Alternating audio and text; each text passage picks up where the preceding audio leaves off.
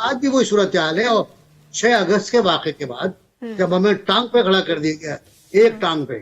تو یہ کیا ہو رہا ہے پاکستان کے ساتھ؟ ہمارے جو ممالک دشمن ممالک ہیں انہوں نے پاکستان کو معاشی طور پر کتنا کمزور کیا. ہندوستان پاکستان کے تعلقات بہت اچھے ہونے چاہیے. بڑی ایک تکلیف سے بات ہے کہ پاکستان اگر آپ ماضی میں جائیں تو کتنا ترقی یافتہ تھا اور کیسے ممالک نے ہم سے سیکھا. این بی سی بھارت کے معاملے کو لے کر نون لیگ پر بڑی تنقید ہوتی تھی کہ ان کے بھارت کے ساتھ اچھے تعلقات ہوتے ہیں اور خاص طور پر نواز شریف صاحب پر.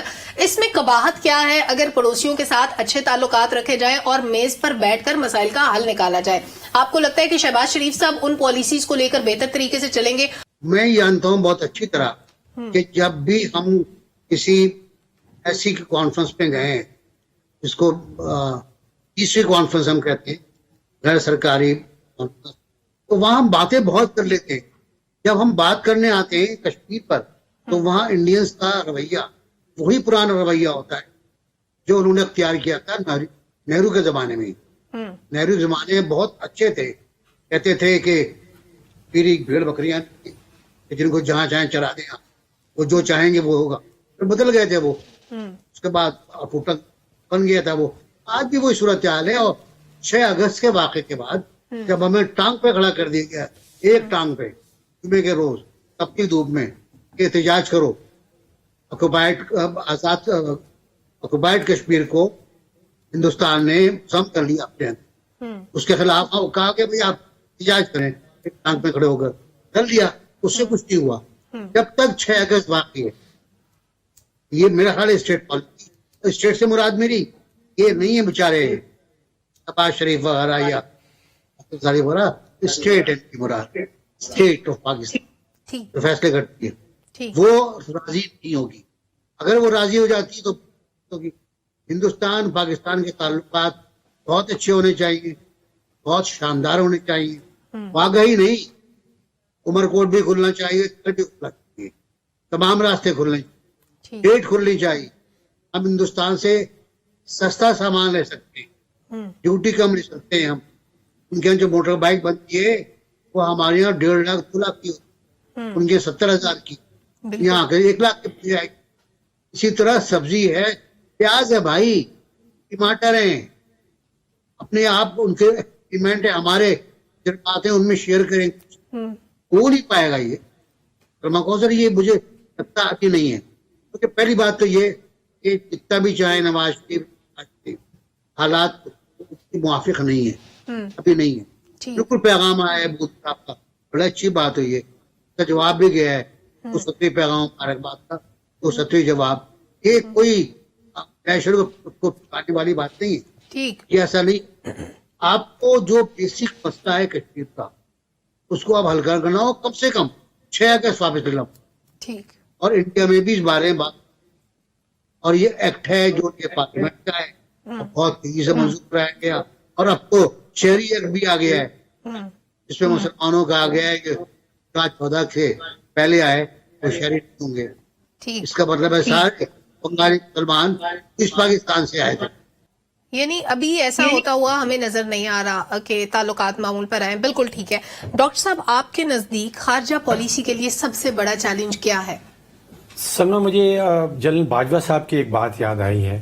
انہوں نے اپنی ریٹائرمنٹ سے 3 ہفتے پہلے کچھ لوگوں سے ملاقات کی تھی، کوئی 7-8 گھنٹے چلی تھی وہ ملاقات. اس دوران ایک جملہ انہوں نے کہا تھا جو مجھے ذہن میں آتا ہے، اور وہ جملہ یہ تھا کہ countries do not prosper, regions do. یعنی کہ ملک جو ہیں وہ ترقی نہیں کرتے، پورے خطے کرتے ہیں. اس کا مطلب یہ ہے کہ صرف پاکستان ترقی نہیں کرے گا یا صرف انڈیا ترقی نہیں کر سکتا. جب ترقی ہوگی تو اس پورے خطے میں ترقی ہوگی. بالکل ٹھیک. تو وہ زور دے رہے تھے کہ پاکستان اور بھارت کے آپس میں تجارتی تعلقات کتنے امپورٹنٹ ہیں. یہ میں نے کسی پاکستان کے فوجی جرنیل سے پہلی دفعہ اپنے کانوں سے یہ سنا کہ وہ یہ کہہ رہے تھے. اب آپ دیکھیے کہ جو ہمسایہ ممالک ہوتے ہیں ان کی تجارت بہت بڑی ہوتی ہے. دنیا میں سب سے بڑا جو تجارتی ریلیشن شپ ہے وہ امریکہ اور کینیڈا کا ہے. وہ آپس میں ہمسایہ ممالک ہیں. چین اور بھارت کوئی 80-90 بلین ڈالر کی ٹریڈ کرتے ہیں. دشمنی اپنی جگہ لیکن تجارت چل رہی ہے. چین اور تائیوان، دشمنی اپنی جگہ لیکن تجارت چلتی رہتی ہے. تو ہم بھی سیکھ سکتے ہیں کہ دشمنی اپنی جگہ لیکن انڈیا کے ساتھ اگر تجارت کھولی جائے تو یہ پورے خطے میں ترقی آ سکتی ہے. جو سب سے بڑا چیلنج ہے سلمہ، جو آپ کا اوریجنل سوال تھا، وہ روایتی ہے، وہ پاکستان کو کس طرح بیلنس کرنا ہے اپنی ریلیشن شپ چین اور امریکہ کے ساتھ. چین اور امریکہ کا بڑا سخت آپس میں کشیدگی ہے، آپس میں لڑائی ہے، اور ہمارے وہ دونوں دوست ہیں. تو ہمارے لیے بہت بڑا چیلنج ہوگا کہ ہم نے اس ریلیشن شپ کو کس طرح بیلنس کرنا ہے. دیکھیے، معیشت اور خارجہ پالیسی کا ایک بڑا گہرا گٹھ جوڑ ہے. جس ملک کی معیشت تکڑی ہوتی ہے اس کی فارن پالیسی، خارجہ پالیسی بھی تکڑی ہوتی ہے. ہماری معیشت کمزور ہے، ہمارے پاس خارجہ پالیسی کے محاذ کے اوپر چوائسز بہت کم رہ جاتی ہیں. سعودی عربیہ ہے، UAE ہے، چین مدد کرتا ہے، امریکہ IMF کے تھرو مدد کرتا ہے. تو ہماری چوائسز بہت کمزور ہیں بیکاز ہماری معیشت کمزور ہے. بالکل ٹھیک ہے، ہماری معیشت کمزور ہونے کی وجہ سے ہماری چوائسز لمٹ ہوگی. اور ورلڈ بینک نے آج ایک فہرست بھی جاری کیا عامر سعید عباسی صاحب، جس میں پاکستان غریب ترین ممالک کی فہرست میں شامل ہے. اب آ جاتے ہیں ان ممالک پہ جن کے ساتھ ہمارے بہت اچھے تعلقات ہیں. وہ ہماری جو بھی حکومت آتی ہے اس کو گریٹ بھی کرتے ہیں، اچھے تعلقات بھی چاہتے ہیں. شہباز شریف صاحب کو بھی ابھی مختلف ممالک سے ٹیلی فون آئے مبارکبادوں کے، اور وہ سلسلہ ہم نے دیکھا. لیکن یہ سارے اچھے تعلقات ہمیں ہر بار ان ٹرمز آف منی یا انویسٹمنٹ ٹرانسلیٹ ہوتے نظر نہیں آتے. کیوں؟ کی بنیادی وجہ تو یہی ہے کہ بیگرز آر ناٹ چوزرز. تو کیونکہ ہماری جو معیشت ہے، ہمارے جو مالی حالات ہیں، وہ اتنے کمزور ہیں کہ جب ہم کسی ملک سے تعلقات بنانے کی بھی بات کرتے ہیں تو انہیں خطرہ ہوتا ہے کہ شاید ہم ان سے کچھ جو ہے وہ پیسے مانگنے جا رہے.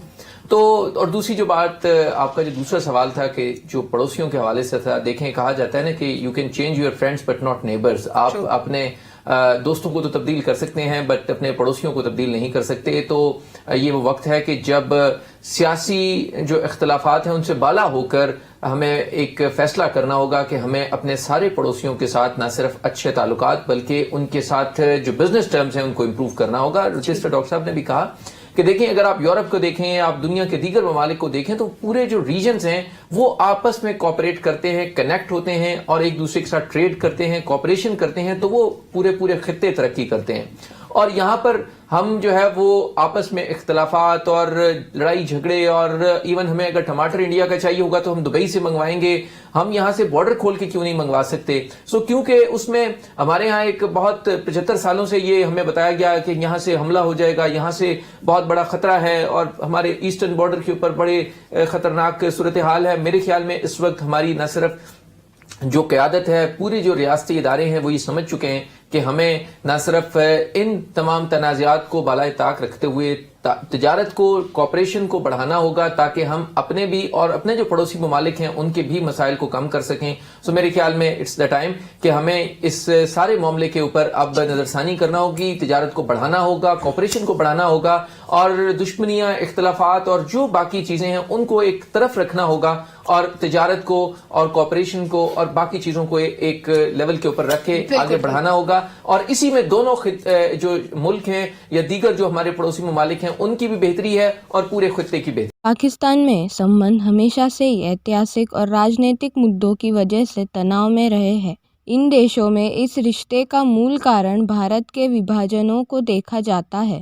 کشمیر وواد ان دونوں دیشوں کو آج تک الجھائے ہے اور دونوں دیش کئی بار اس وواد کو لے کر سینک سمجھوتے و یدھ کر چکے ہیں. ان دیشوں میں تناؤ موجود ہے جبکہ دونوں ہی دیش بھارت کے اتہاس، سبھیتا، بھوگول اور ارتھ ویوستھا سے جڑے ہوئے ہیں. 18 ستمبر 2016 کو جموں اور کشمیر کے اوری سیکٹر میں LOC کے پاس بھارتیہ سینا کے استھانی مکھیالے پر ایک بڑا آتنکی حملہ ہوا جس میں بھارت کے 18 جوان شہید ہو گئے. سینیہ بلوں کی کارروائی میں سبھی 4 آتنکی مارے گئے. یہ بھارتیہ سینا پر کیا گیا لگ بھگ 20 سالوں میں سب سے بڑا حملہ تھا. بھارت سرکار نے اس آتنکی حملے کو بہت گمبھیرتا سے لیا. پہلے ہوئے کئی حملوں کی طرح اس حملے میں بھی آتنکوادیوں کے پاکستان سے سمبند ہونے کا پرمان ملا، جس کے کارن بھارت بھر میں پاکستان کے پرتی روش پرگٹ ہوئے اور بھارت سرکار نے کئی اپرتیکشت قدم اٹھائے جس سے بھارت پاکستان سمبند پربھاوت ہوئے.